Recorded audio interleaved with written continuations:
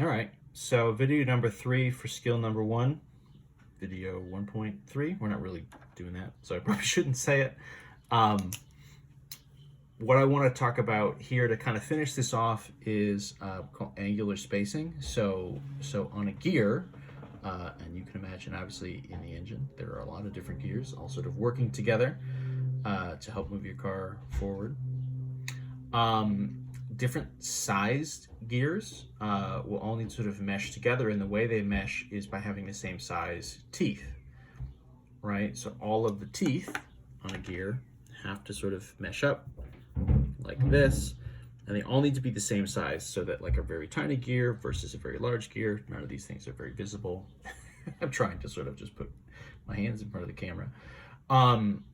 But you need to have the same size teeth so that different size gears can sort of mesh together. And so then what happens is, depending on the size of the gear, you're going to have a different number of teeth per gear. You can sort of say generally, right, the bigger the gear, the more teeth that you will have.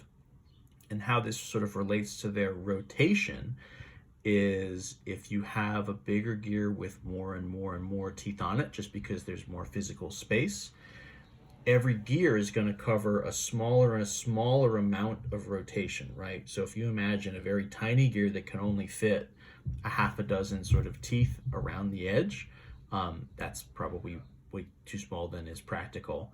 But just for instance, right, 6 teeth on one gear, that means that you're going to cover sort of a lot of rotation for every tooth. Right, what we're sort of doing here is calculating what we call the angular spacing. And that's not really anything fancier than degrees per tooth, right? So I'm sort of looking for degrees over teeth.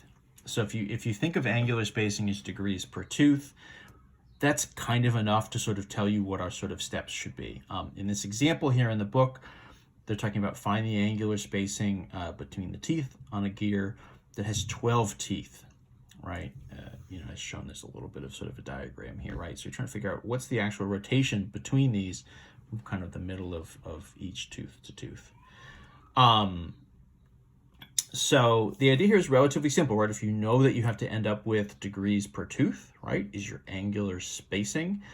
Well, that means once all the way around, right, is going to cover 12 teeth. So you end up with this sort of 360 over 12. You can kind of see, if you're thinking of this in terms of the revolutions again, right, 360 degrees per revolution times 1 revolution per 12 teeth, right? If you sort of set that multiplication up, you'll end up with 360 degrees per 12 teeth, right? Is sort of our degrees per teeth units. That's what we're trying to look for.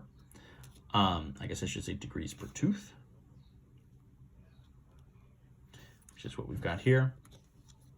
And so in this case, it's really just a quick division, right? 12 goes into 360. And it would leave us with 30 degrees, right? 30 degrees for every tooth. That must mean if we did the one I referenced before, what did I say? Six teeth, you'd have twice as much space. So 60 degrees per tooth. 6 times 60 would be 360. So that makes sense. Let's look at just a couple examples that I've written out. So determine the angular spacing between the teeth of a gear with 20 teeth and 60 teeth, right? So again, the basics, what we're trying to do, our angular spacing is, right, degrees per tooth. So if I know I've got 20 teeth, once all the way around is 360. So I'm pretty much just sort of setting up this, it's really a ratio, I guess, right? We're sort of trying to get a unit ratio out of this. So if it's 360 degrees for every 20 teeth, then that means I could do a quick sort of divide by 10. That would be 36 degrees for every 2. And then, of course, that would get us to 18 degrees for every 1 tooth. So just some more fraction stuff. I'm often told by students how much they love fractions and how much they always want to work with them. So we're trying to sort of get some fractions right off the bat here in this class. Once you know the pattern, right, same kind of thing. If we do it for a gear with 60 teeth, this in some sense must be a physically much bigger gear, especially than something like the 12 tooth gear that we had started with, or even relative to this 20 tooth one. That means, right, if 20 teeth gave us 18 degrees per tooth, more teeth should give us a smaller angular spacing. This is going to drop down a bit again. You might be able to do this off the top of your head, right? Zeros go out. This is 36 degrees per every 6. And then that's going to go again, right? Because that's going to get us to 6 degrees by itself, right? 6 divided into 36 leaves us with 6 degrees per tooth. Right, so just a matter of setting those guys up and going from there. What else can we do?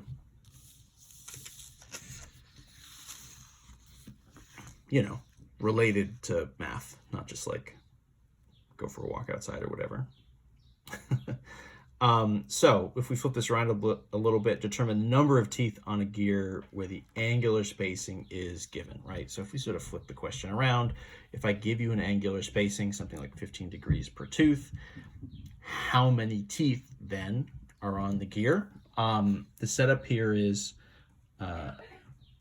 similar, right? The idea in some senses you're going to say, well, that's 360 degrees divide by 15 degrees per tooth. I'm going to save us a little bit from seeing this sort of, you're going to get kind of a stack of units here. And I'll kind of avoid that. In theory, this should get us back to just like tooth, however many teeth. Intuitively, it should make sense, right? If you've got 360 degrees all the way around, and each one is taking up 15 degrees, well then, if you divide 360 by the 15, that'll sort of leave you with however many teeth you have. In this case, what can we do? Do division by 5, I guess. I think we said a second ago that's 72 times 5. This is 3 times 5. 5 and 5, and then 3 into 72. This is going to be 24, I believe, right? Because 3 times 20 would be 60. 3 times 4 would be 12. Yep. So this should be 24 teeth to get ourselves all the way around this particular gear. The next one, 6 degrees per tooth. So then that's going to be even more teeth, right? Because you're taking up sort of a smaller amount of space. So this is pretty similar math to what we had just above it, just that the scale is changed a little bit. 360 degrees divided by 6 degrees per tooth. Well, 36 divided by 6 is 6, so this is going to be 60 teeth in the end, right? So just some quick fraction math, some division, some multiplications, some reducings, all of our favorite things. And that'll get us there. That's what I want to cover from skill number 1. If you're looking all the way through the book, which why not, there's a little bit in there about what we call degrees, minutes, and seconds. I'll give you just a teeny tiny little chat. This is a little bit of an old-fashioned measurement, and I don't really know that it gets used all that much anymore. I haven't really had any students telling me they see a lot of degrees, minutes, and seconds. But just so it's there, just as a little bonus. The idea is if you're looking to sort of measure rotation in smaller and smaller units, right? Really fine units. This would maybe be more for like navigating a ship or something, right? Where you're using latitude and longitude, right? Sort of this breaking up of the whole globe into degrees. You need to be much more precise about this stuff. In any event, the basic idea is every degree can be broken up into what we call 60 minutes, and then every minute can be broken up into what we call 60 seconds. So it's this same kind of relationship as minutes and seconds with time, right? The seconds are bigger, and then the minutes are bigger and the seconds are smaller.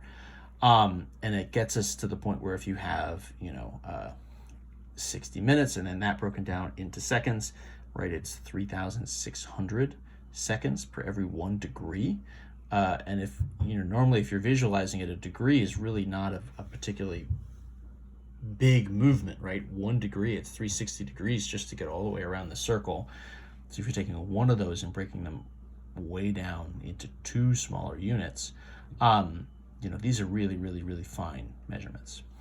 So it's a thing, it exists. I don't think it gets used tons and tons anymore, but it's there if you want to read up about it a little bit, or of course you can sort of scour the internet for some more information. But that's an extremely short version about a thing that I don't think you're really going to see.